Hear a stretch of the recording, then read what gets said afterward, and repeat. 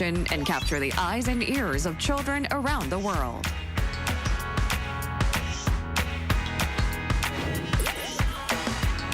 Non-violent Korean animation that focuses on good influence.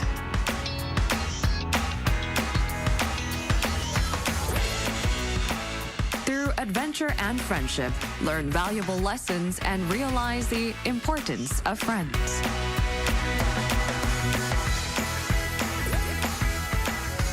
Covering topics such as family, friends, and courage, they help children learn how to interact with the world. Embark on imaginative adventures with new friends and dream together.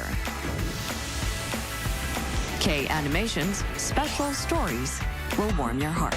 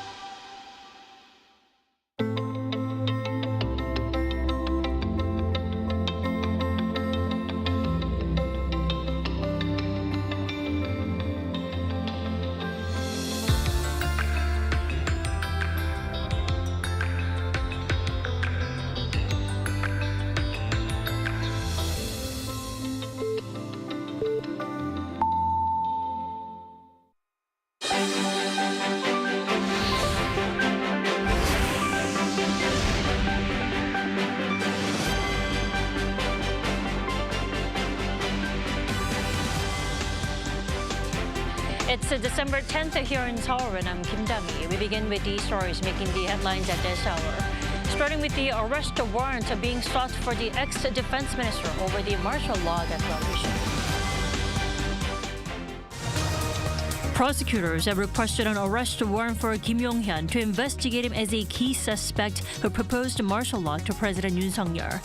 He has already been summoned 3 times for questioning on treason, abuse of power, and other charges. And the Justice Ministry imposed a travel ban on President Yoon over the botched martial law order. It's the first time a sitting South Korean leader has been barred from leaving the country. South Korean author Han Kang will be awarded the Nobel Prize in Literature over in Stockholm. We're covering all the achievements and festivities live tonight. Prosecutors and the police and the Corruption Investigation Office have been speeding up the investigation process for the allegations around the martial law declaration. We start with the arrest warrant for the ex-defense minister. Our An Sung-jin starts us off. South Korean prosecutors have issued an arrest warrant for former Defense Minister Kim Yong-hyun. The prosecution's special investigative team stated that Kim's charges include colluding with treason and abuse of power over his alleged role in President Yoon Suk-yeol's brief declaration of martial law. Kim is accused of being responsible for proposing the declaration of the martial law decree, the banning of all political activities, as well as the deployment of troops at the National Assembly. Prosecutors added that issuing of warrants comes amid concerns that Kim may attempt to flee or tamper with evidence, given that he changed his mobile phone after the martial law announcement. After Kim had voluntarily appeared at the Seoul Central District Prosecutor's Office on Sunday, he underwent several hours of questioning by prosecutors across 3 sessions over the past 2 days. Kim reportedly claims that though all martial law troops performed under his instructions, the martial law declaration did not violate the Constitution. Seoul Central District Court will now have a warrant review hearing starting on Tuesday afternoon to determine whether Kim is to be arrested. The police special investigation team plan to soon question others in connection with the martial law declaration. Former Minister of Public Administration Lee Sang-min, former commander of the Defense Counterintelligence Command Lieutenant General Yo In-hyung, and former commander of the Capital Defense Command Lee Jin-woo have been notified that they will be summoned by the team, though the specific dates are yet to be scheduled. This comes a day after an emergency travel ban was placed on them as the police pledged to investigate the decision process behind the martial law declaration. Though the police have also summoned Commander Yo, his spokesperson said that he has been summoned by the prosecutor's office for questioning on Tuesday. The police special investigation team also announced on Tuesday that it has issued a travel ban for the Police Commissioner General and Seoul Metropolitan Police Agency Commissioner and National Assembly Guard Commander. The team had also requested data regarding the deployment status of individual soldiers from the Defense Counterintelligence Command, Capital Defense Command, and other related organizations from which the troops were deployed from. An Song-jin, Arirang News. Now, President Yoon Suk-yeol is also under a travel ban with divided calls and opinions on when and how the end of his term should come out. In the meantime, Yoon and his chief of staff appear to be remaining silent. Our Oh Soo-young has more. Silence ensues at the presidential office, while fiery debates blaze all around it on when and how to relieve President Yoon Suk-yeol from his role. His order to impose and retract martial law shocked the country and the world last week, stirring nationwide calls for his impeachment or resignation. Since making an apology to the public on Saturday, the leader has stayed mum and is believed to be staying put in his official residence in Yongsan-gu district. His chief of staff Chung Jin-seok and his aides are reporting to work daily, but have also refrained from making public appearances. Secretaries and administrative officers have been working solely within their offices, avoiding contact with reporters. While Yoon said he will entrust state affairs to the ruling People Power Party and the government, he has not commented on their united push for his early resignation. The Prime Minister and the ruling party would like to avoid an impeachment, which would impede the functioning of government and potentially favour the main opposition party leader Lee Jae-myung upon a snap presidential election. Some in the ruling party suggest calling an election within the next 6 months, based on the 5.5 months it took to call an election after former President Park Geun-hye was impeached 8 years ago. Others have proposed holding an earlier election in the spring in a so-called cherry blossom election. However, those considered as being in the pro-Yoon faction are calling for a constitutional amendment to shorten the presidential term from 5 years. This could take months of partisan negotiations and a referendum process. The Democratic Party is currently rejecting the ruling party's call for a so-called orderly resignation and has threatened to vote on an impeachment motion every week. With investigations over possible treason and abuse of power, the president has become the nation's first incumbent leader to face a ban on overseas travel. As clashes continue over when and how to pull the plug on the Yoon administration, the top office is on borrowed time and is likely to be preparing for various investigations. For the time being, it seems there will not be an official statement by the troubled administration, its fate sealed and its future out of its hands. Oh Soo-young, Arirang News. And Parliament is working non-stop to deal with the mass turmoil in the political arena. A special counsel bill to investigate treason charges against President Yoon will be voted on during today's plenary session. Our correspondent Shin Ha-young tells us more. Lawmakers will discuss and vote on an opposition proposed bill on Tuesday to appoint a permanent special counsel to investigate treason charges against President Yoon Suk-yeol over his martial law declaration at the National Assembly on the final day of the 22nd Parliament's first 100-day regular session. This follows the passing of the bill by the Assembly's Legislation and Judiciary Committee on Monday through a unilateral push by the opposition. President Yoon, former Defense Minister Kim Yong-hyun, and Army Chief of Staff General Park Han-soo are included on the list of those subject to the investigation. Prime Minister Han Duk-soo, former Defense Counterintelligence Commander Yo In-young, as well as the ruling People Power Party's former floor leader Chu Kyung-ho were also added to the list. If passed, a candidate recommendation committee can be formed immediately, as the president cannot veto a bill for a permanent special counsel, unlike a regular special counsel investigation. However, delays could arise as the president's refusal to appoint a special prosecutor would not carry penalties, and assembling a new investigative team could take months.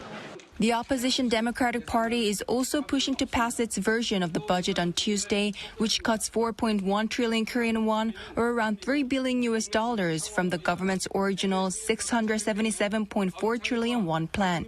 It was unilaterally approved by DP members of the National Assembly Special Committee on Budget and Accounts at the end of November. The party is even reviewing passing an additional cut of 700 billion won, or around $500 million, primarily targeting the salaries of presidential officials. It emphasized that they would not engage in any negotiations on the budget unless President Yoon is impeached. The same day, the Assembly's National Defense Committee is holding a session to conduct an inquiry into the case of the declaration of martial law. It aims to look into details including the deployment of troops to the National Assembly and Election Commission and plans to arrest key politicians. In the meantime, the PPP has decided to elect a new floor leader on Thursday. The party began accepting candidate registration at 9 a.m. This comes after former floor leader Chu Kyung-ho offered to resign on Saturday, taking responsibility for the situation and his absence during the vote on President Yoon's impeachment. Although he was re-endorsed by party members, he has maintained his decision to step down. 신하영, Arirang News. Amid the recent political upheaval, the government has pledged to implement market stabilization measures while closely monitoring the market. And during an emergency F4 meeting of top economic officials on Tuesday, Finance Minister Choi Sang-mok and other officials suggested that though the volatility in financial and foreign exchange markets has increased, the concerns are a bit excessive considering the strength of the South Korean economy. They said stock markets have been seeing buying from institutions and foreign investors taking advantage of the low prices. So individual investors should remain at a calmer perspective. Now, the government further seeks to share its stabilization efforts through close cooperation with ambassadors in upcoming conferences to prevent recent political risks harming the country's credit rating. Top nuclear envoys of South Korea, the U.S. and Japan met on Monday for the first time since the failed impeachment vote against President Yoon. Despite the upheaval, the three sides say the trilateral cooperation against North Korean provocations remains solid. We are joined by VOA correspondent Jessica Stone this morning. Hello there, Jessica. Good morning. So let's start with how Washington is viewing the impeachment attempt and the efforts to maintain stability here on the Korean Peninsula in the light of the political turmoil. Well, the promises that you outlined there that were made during the meetings between the nuclear envoys kind of ring hollow here in Washington because there was no advanced warning of the declaration of martial law, either to the U.S. military, much less to the U.S. political leaders and counterparts here in Washington. And so there is a feeling here that there is a disconnect. And we have seen a few of the major meetings that were supposed to take place between the Americans and the Koreans canceled, including the consultative group, the nuclear consultative group meetings here in Washington. Those have been canceled. And we also should point out that U.S. Secretary of Defense Lloyd Austin, who is in the region, is going to Tokyo, but has canceled his plans to go to Seoul. Well, then the question is, what does this gap in communication between Seoul and Washington mean for efforts to counter China in the region? Well, VOA has been speaking to a number of analysts here in Washington who look at the U.S.-Korea relationship very closely. And one of them from the Heritage Foundation, Bruce Klinger, told us this. He said the incoming U.S. administration will be focused on countering the multi-faced Chinese threat to the region. Yoon's actions, he says, will trigger doubts as to the viability of Seoul's roles and contributions. And one point we heard time after time from analysts was that coupled with the leadership changes in Japan, the feeling here in Washington by these analysts is that the two major allies that are part of the triad are less dependable, potentially, for the U.S. going forward when it comes to countering China. Several of those analysts also telling us that that Beijing wants a Democratic Party president to replace Yoon because they are, quote, more open to engaging China, and that when the incoming Trump administration comes, they do want to focus on countering China, taking a tougher stance. But of course, if Trump wants to engage directly with Kim Jong-un, as he has in the past, it will be easier, they believe, with the Democratic Party president in Seoul. I see. Jessica, let's move on to what's happening over in the U.S. Trump's choice for defense secretary, that is former Fox News host Pete Hegseth, he's facing an uphill battle for Senate confirmation. What can you tell us about that?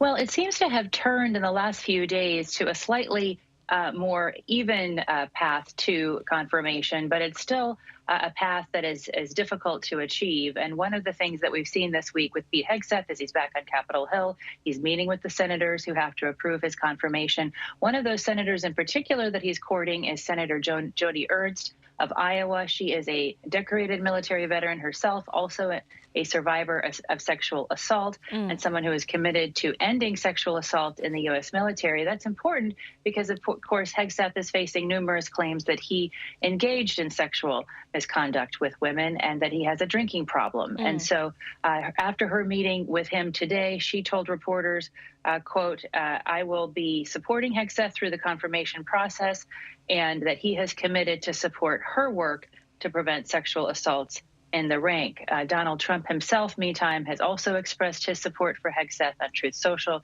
last Friday, saying that he was still backing him as a candidate, but he still has to get a hearing and he still has to get confirmed. Right, and this all comes at a time of uncertainty, more, broadly about the impact of a change of leadership in Washington at the top, the incoming Trump administration. Now, I know you guys, VOA has been digging into the profile of Trump's nominee for a UN ambassador. Now, what can you tell us about Elise Stefanik? Yeah, so she is potentially an unlikely candidate for this position. She has very little foreign policy experience, and she's been 10 years in the U.S. House of Representatives. She's 40 years old. She began her career in northern New York as a moderate Republican at the age of 30. And she has really, though, in the last 6 months, emerged as a very strong and vocal supporter of Israel. She was present in the hearings you see there in the hearings that the House held again with college presidents, talking to them about the anti-Semitic protests on their college campuses. And she really gained a lot of U.S. national attention during that period of time. She called for the resignation of some of those college presidents, and some of them ultimately did go on to resign. But she has also been a very strong supporter of Donald Trump. She made that move within the last 4 to 6 years. She went from being a moderate Republican to someone who supports the claims that he's made about winning the 2020 election. And she also came out in very clear favor of him during the impeachment trials, defending him extensively. But again, the major definer of her in the last couple of months, really on a foreign policy stage, is this stance on anti-Semitism. She's become someone who has spoken in May at the Israeli Knesset and has vowed to back Israel. That's really helped her in this position, as well as in her own campaign. She's been a recipient of a lot of pro-Israel donors. Alrighty, Jessica, thanks so much for the report today. We appreciate it as always. You bet. Good to see you.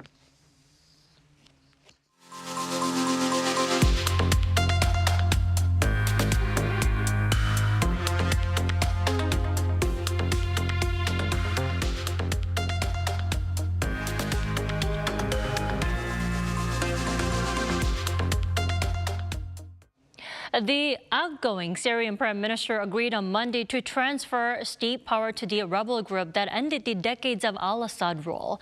Now, the end of the civil war in the country also saw a growing number of European countries suspend Syrian asylum applications. Lee Seung-jae reports. A transfer of power is in the works in Syria after Bashar al-Assad fled the country following a successful takeover by a rebel group on Sunday. According to Reuters, the outgoing Syrian Prime Minister Mohammed Ja'ali agreed to transfer the power to the Salvation Government.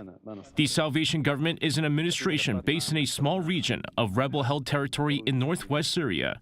While the handover could take days to finalize, the transitional authority would be led by Mohammed al-Bashir, who previously led the Salvation Government.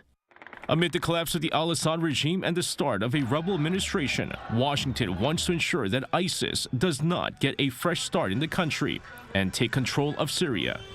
According to U.S. National Security Advisor Jake Sullivan over the weekend, the U.S.'s top priority now is to ensure that ISIS does not receive new oxygen, adding that Washington will take steps by working with the Syrian Democratic Forces.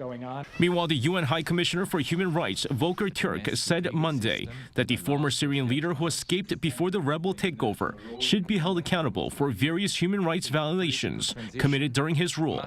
He added that not just al-Assad, but all those involved in human rights crimes during his rule should also be held accountable. Al-Assad in 2011 cracked down on anti-government protesters by ordering authorities to fire at the crowd. He's also accused of using chemical weapons against protesters. European countries are also putting asylum applications for Syrian refugees on hold until further notice. This includes countries like Austria, the UK, Germany, Sweden, and Norway, who announced Monday that they were suspending their application process after the ousting of al-Assad. Germany has the largest Syrian community in Europe with nearly 1 million. It opened its doors to a wave of Syrian refugees in 2015 during the height of the civil war.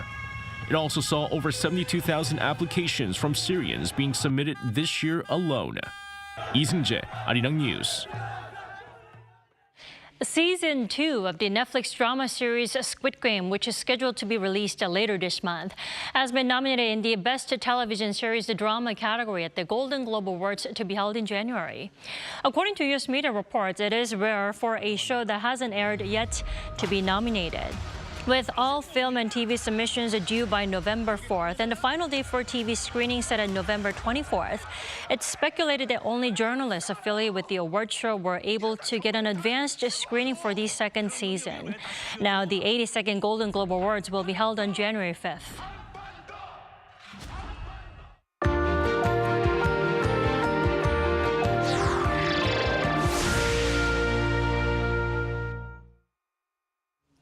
Today marks a historic moment as Korean author Han will be awarded the Nobel Prize in Literature.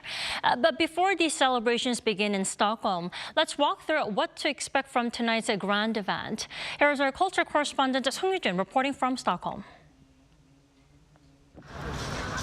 It's time to celebrate achievements and innovations. Today, December 10th, is Nobel Day, when this year's Nobel Prizes are awarded to the winners. Here's a preview of the big day. This is a Stockholm concert hall where the Nobel Prize award ceremony will begin at 4 p.m. local time. Each laureate will be honored with a presentation speech before receiving a diploma and a medal presented by Sweden's King Carl Gustaf. Korean author Han, this year's Nobel laureate in literature, will take the stage fourth following the awards in physics, chemistry, and physiology or medicine. After the award ceremony will be the Nobel Prize banquet. Sometimes described as the world's most secretive dinner, the menu is kept tightly under wraps until the event begins. But here's a small hint from this year's chefs: porridge and apples. In Sweden, we have a culture of produced grains, and I think it's really because it has a lot to do with tradition to serve porridge, and also the barley is hydrothermal treated, so the body can optimize more of the nutrition. So the apple for me is a great symbol for knowledge and innovation. So it feels good to actually work with the apple for this kind of people. So it feels like it also symbolizes them in a way. And also we have had an amazing apple year this year in Sweden. About 1,300 distinguished guests, including the laureates, the Swedish royal family, and government officials, will gather at Stockholm City Hall. The highlight of the evening will be the speeches of thanks delivered by one laureate from each category. Leading up to Nobel Day, Han has had a busy Nobel week. She began with a visit to the Nobel Prize Museum, where she donated a teacup and a handwritten note detailing a routine while working on her latest book, We Do Not Part. Step number 1, she would wake up at 5:30 every morning. She did not always succeed. Step 2 was she needed to take a walk every single day. And the third was to have a cup of tea from this teacup. And then afterwards, she would look into the swirl, and that became her universe when she wrote the book. Han's presence extends beyond the museum. She is also celebrated at the Nobel Week Lights Festival. The author is featured in 2 light installations, Leading Lights and De Auditon, which shine a spotlight on female laureates. Her writing is it's poetic and also very social realism in a way, and that is really like a kind of inspiration for me in this artwork as well, to have something that is in a way magical, but also like focusing on human beings here and now. Having passed its midway point, this year's Nobel Week is heading to its highlight, the Nobel Prize award ceremony and banquet. The 2 events will take place on Tuesday local time, starting with the award ceremony in the afternoon. Song Yujin, Arirang News, Stockholm.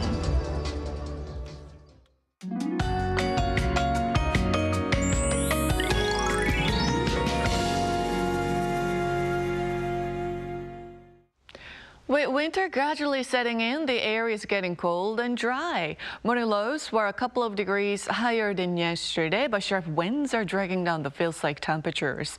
Afternoon highs today will climb higher than season norms, but it will get colder again as the week goes on. Meanwhile, the East Coast remains under dry weather alerts. East of Gangwon-do is under a dry weather warning. Strong winds and dry air mean a high risk of fire in the area, but thankfully wet conditions are in sight from tomorrow, which should help to ease the dryness in the air. The afternoon should feel more bearable under sunny skies in most parts, topping out at 7 degrees here in the capital, and Chuncheon, Daegu, Gyeongju will see a high of 10 degrees. Then we have frequent wintry weather in the forecast for the rest of the week, except in the capital area. Gangwon-do's rain tomorrow could turn to snow in mountainous regions with 2 to 7 centimeters in the forecast. Well, that's Korea for you, and here's a look at the international weather conditions.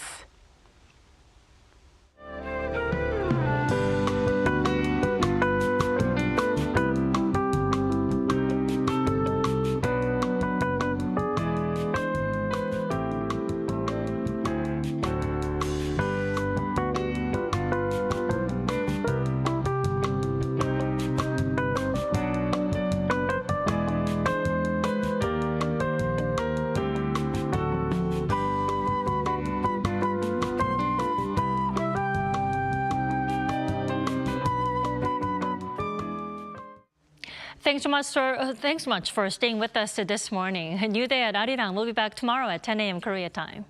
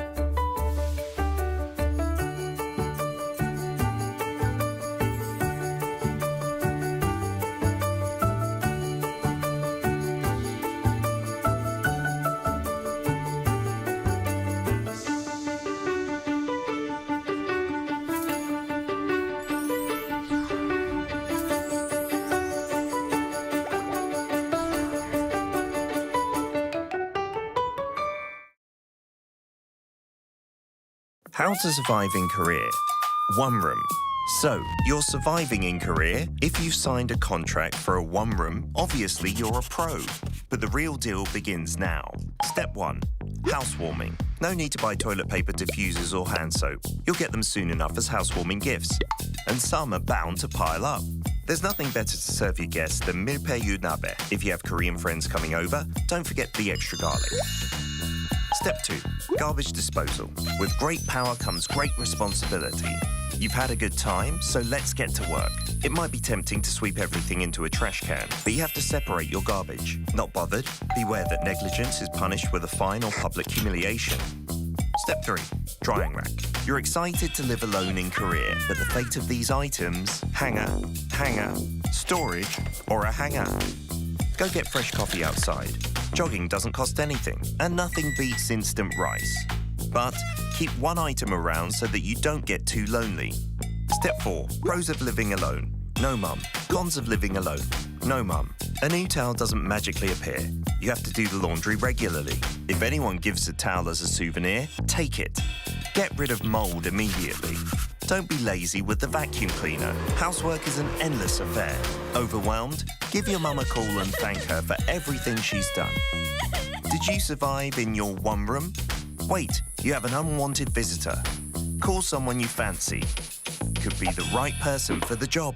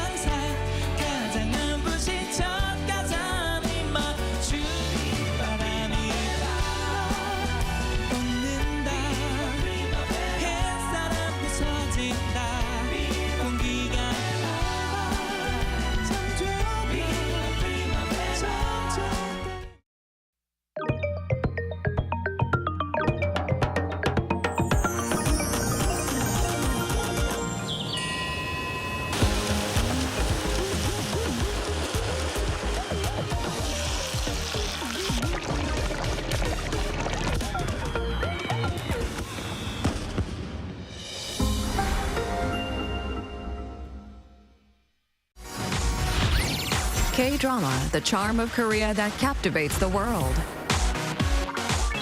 Love like a K-drama.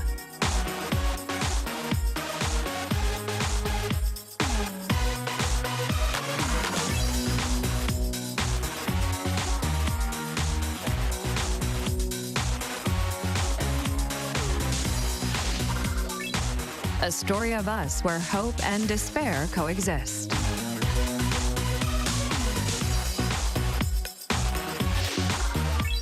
Fun and refreshingly satisfying.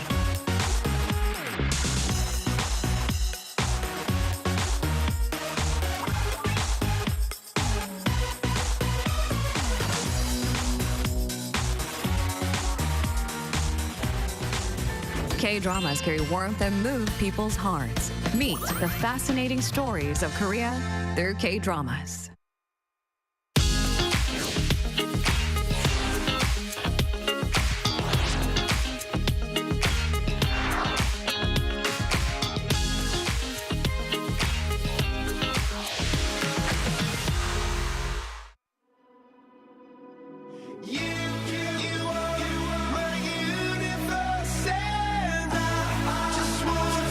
We're here to bring a new type of news show. New insights, new styles, and new topics every day. We are News Generation. Bringing news just for you. Good morning, everyone. It's Tuesday, December 11th, and welcome to News Generation. I'm Cheska Dain-hong, and I'll be substituting for a lovely Song Yoo-jin throughout the week. She'll be back with us starting next Monday. Now, in the studio this morning, we are joined by Choi Ji-hee. Good morning, Cheska. Lovely to have you, Ji-hee, and Ki Kim. Happy Tuesday. Yes, good morning. So wonderful to have you. Both are here to speak on behalf of people in their 20s and 30s. Now, it's Tuesday, so let us begin with our keyword news. Today's keyword is MZ protest. Now, 3 days ago, on Saturday, December 7th, the protesters marched to the National Assembly to rally for President Yoon's impeachment after he declared martial law on the night of December 3rd.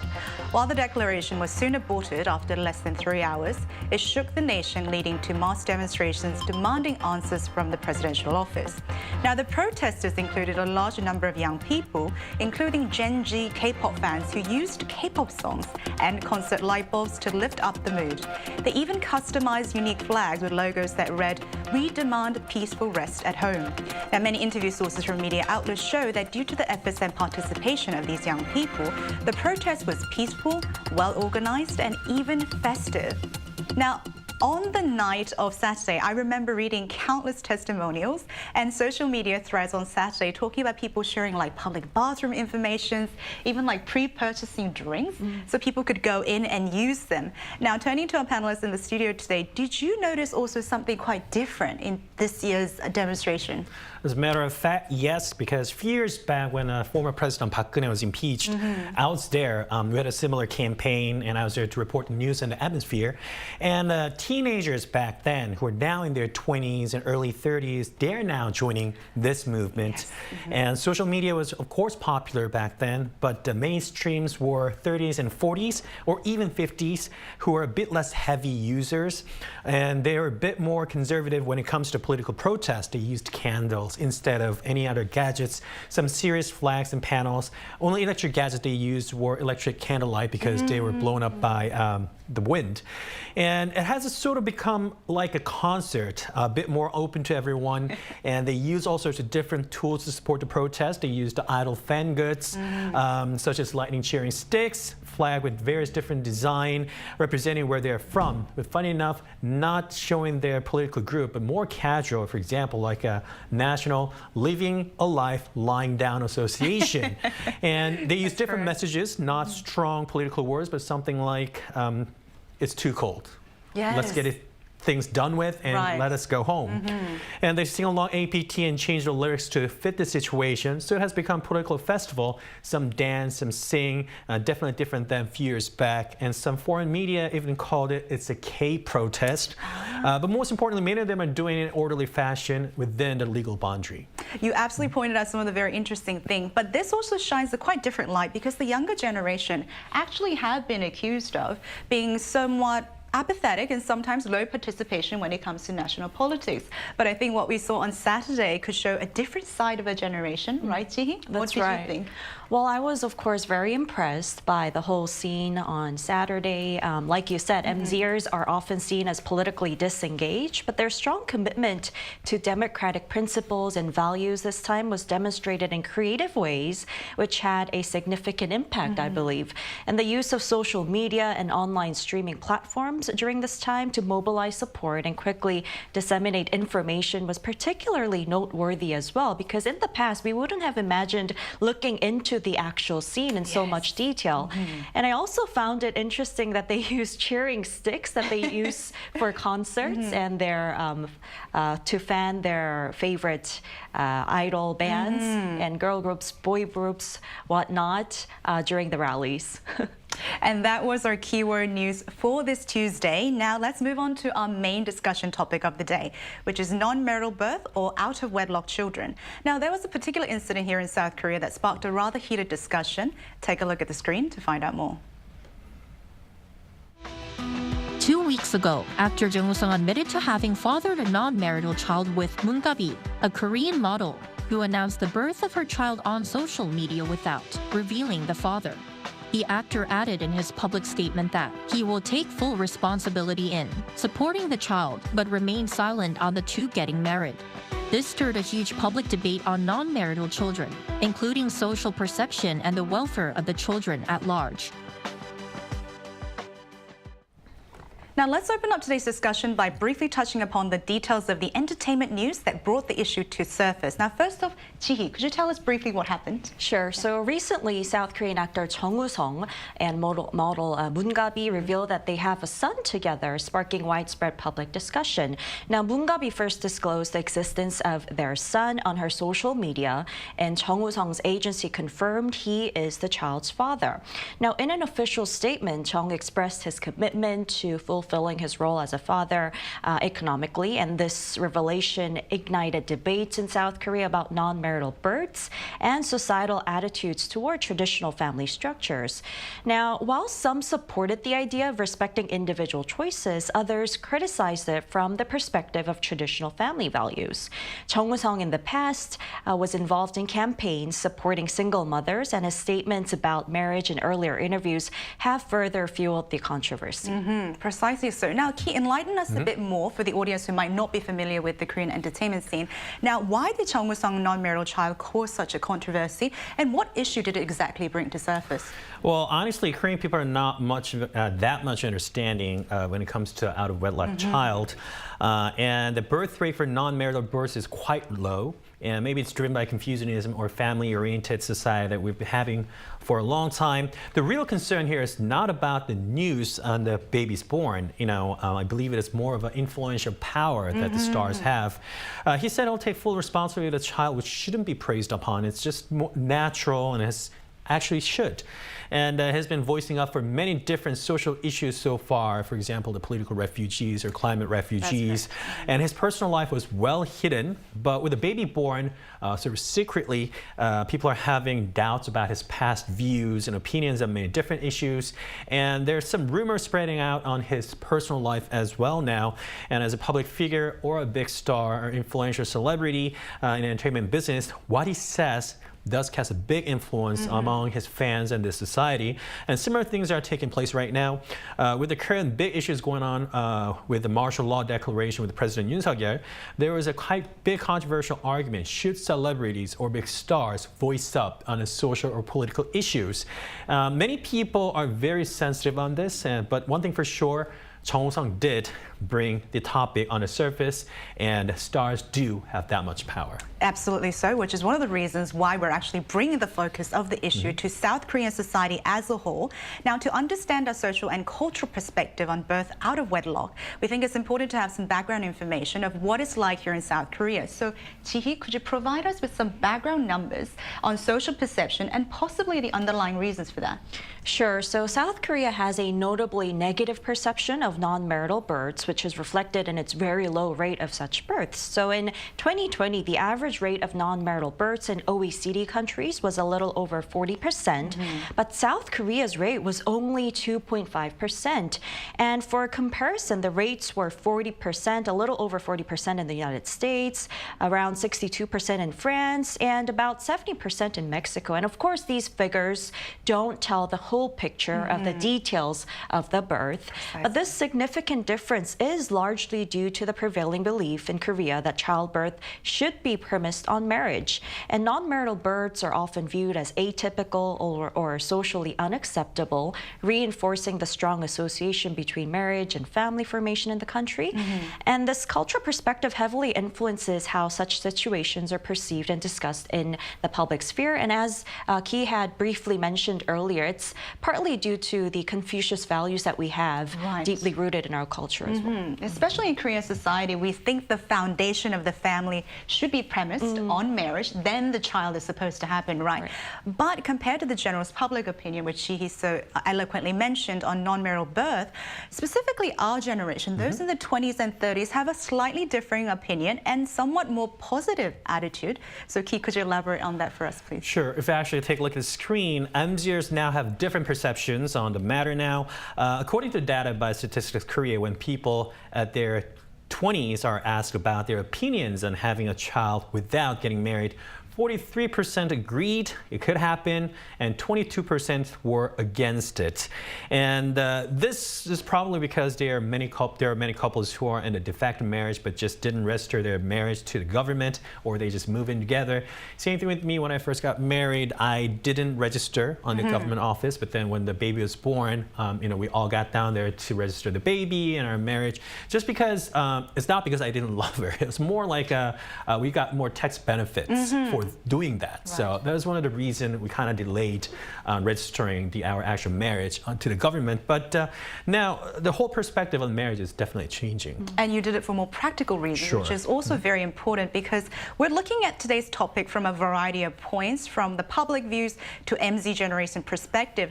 But the issue of non-marital birth actually touches upon a number of different social issues, including the child to be born, single parent, and even social perception. So Chi, could you give us a few examples of how other countries are actually addressing these related issues? Sure. So in Germany, the United States, and France, they've enacted legal reforms to ensure equal rights for all children, regardless of their parents' marital status.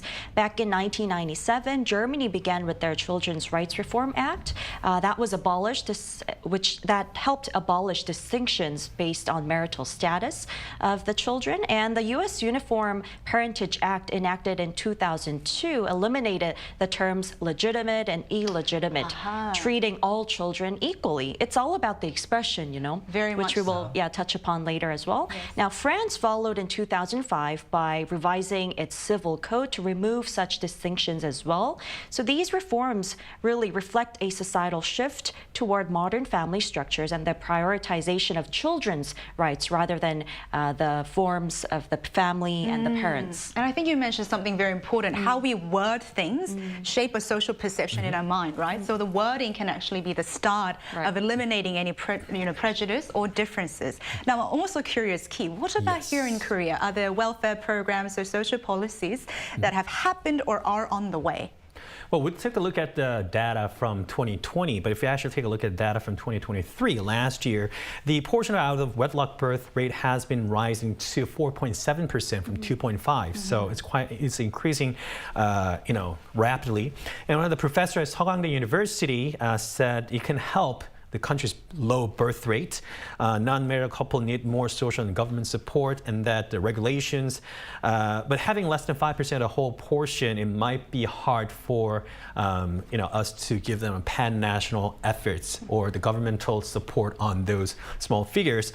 And one of the professors from Kansas University from the United States says it is important to have a social movement, more understanding, trying to get rid of this prejudice. But then Also, it's very important to create an environment where the kids can grow easily and safely. Yes.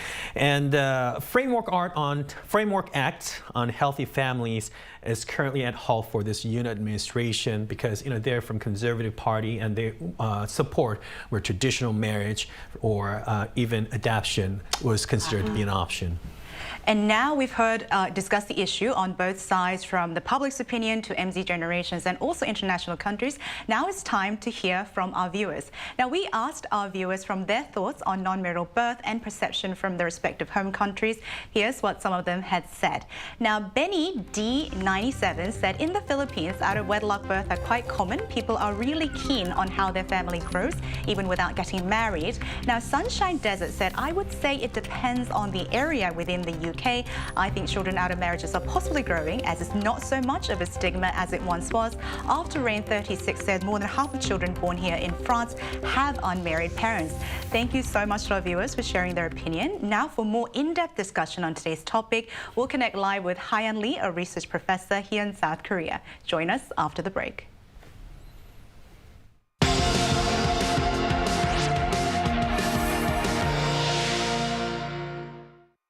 NewsGen wants to hear from you. Go to YouTube and search our channel Arirang News. Click Community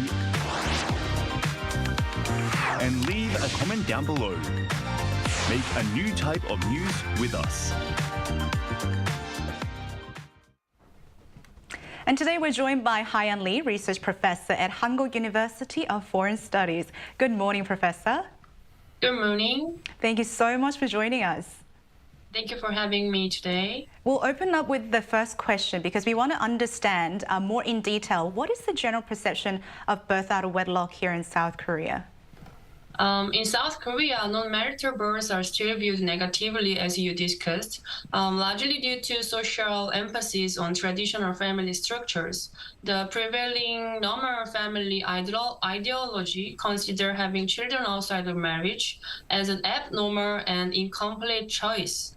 This perception is deeply rooted in cultural norm and reinforced by a legal and institutional framework that prioritize marital families. However, there are signs of gradual change.